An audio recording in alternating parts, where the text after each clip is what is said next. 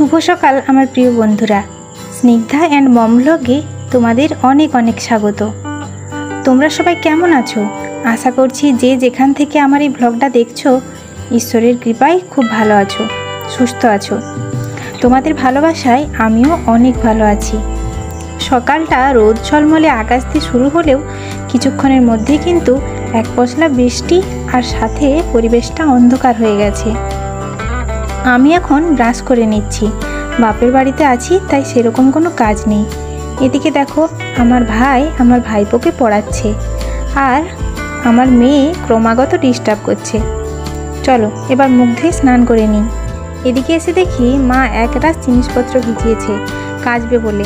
ওই দেখো অর্ধেক জিনিস কাঁচা হয়ে মেলাও হচ্ছে, আর এদিকে আকাশের এই অবস্থা। আমি স্নান সেরে চলে এলাম, এসে একটু চুলটা আঁচড়ে নিচ্ছি। আচ্ছা, আমি কেন বাপের বাড়ি আছি সেটা এখন বলি। আসলে আমি এখন প্রেগনেন্ট। ডাক্তার বলেছে প্রেগনেন্সিতে কিছু সমস্যা আছে, তাই একদম রেস্টে থাকতে হবে, তাই মায়ের বাড়িতে আছি। এদিকে দেখো আমার ভাইয়ের বউ পকোড়া ভাজছিল মুড়ি খাবার জন্য। খিদেও পেয়েছিল খুব, তাই আমি আমার আর আমার ভাইয়ের জন্য মুড়ি বেড়ে নিলাম। গরম পকোড়া দিয়ে মুড়ি খেতে ভালোই লাগে, কিন্তু নেতিয়ে গেলে একদম ভালো লাগে না। দেখো আমার খাওয়া হয়ে গেছে। মেয়েকে সকালেই খাইয়ে দিয়েছিলাম, এবার পড়াতে বসালাম। এতটুকু বাচ্চা, তাও এখন থেকে একটু বইয়ের সংস্পর্শে না আনলেও নয়। ও দুষ্টুমি করতে করতেই যেটুকু শিখবে সেটাই ভালো, তাই না? তাই ওকে বুঝিয়ে একটু বসিয়েছি।